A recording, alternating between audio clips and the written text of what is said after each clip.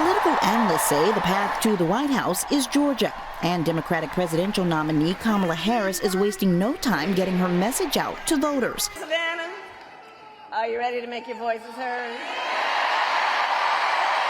The 9,500-seat venue filled to capacity with people dancing, waving signs, and celebrating what they anticipate will be a shift in politics. Remember what that was like before we had the Affordable Care Act?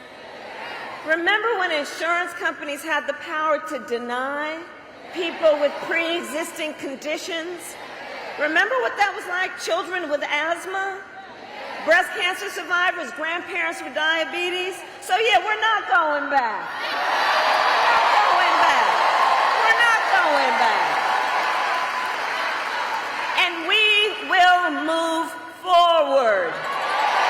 Harris hopes to quickly gain ground by connecting with voters in cities like Savannah. You know, everybody keeps talking about the joy, and I really think that that's what it is, but I also think that there's like a lot of solid expertise there and experience, and I really feel that people understand that these are citizens, these are regular people who happen to be in politics who really care about other people. And I wanted to show her name sign because it's so important and so powerful. So this is lotus flower, but it's with the number 3 because she's the first in 3 different areas. So we're so proud of her and we're just excited for her. We're ready. We're ready.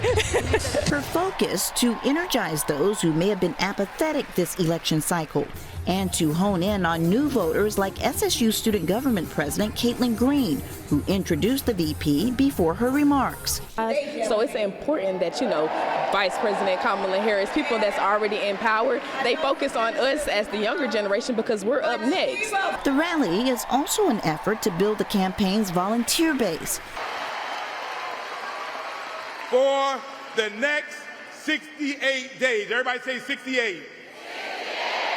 We need to hit these streets and mobilize. For the next 68 days, we need to knock on doors and talk to our friends and our family and our neighbors and fight for our freedoms. For the next 68 days. Savannah is extremely important because in 2020 we produced 10,000 more votes for President Joe Biden than we did in 2016. And so if we continue the same trend, I hope we can energize another 20,000 voters. In terms of policy, Harris vows to take on voting and reproductive rights and universal background checks.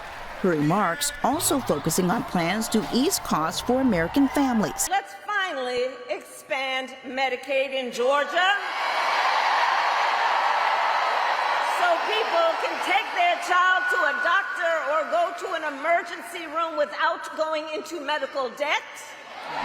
Supporters say they feel more invigorated than ever before, and they're hoping that enthusiasm will pay off at the polls this November. A lot to be done, and I think she can do it, and it's just exciting to be here. Kim Busby, WSAV News 3, Savannah.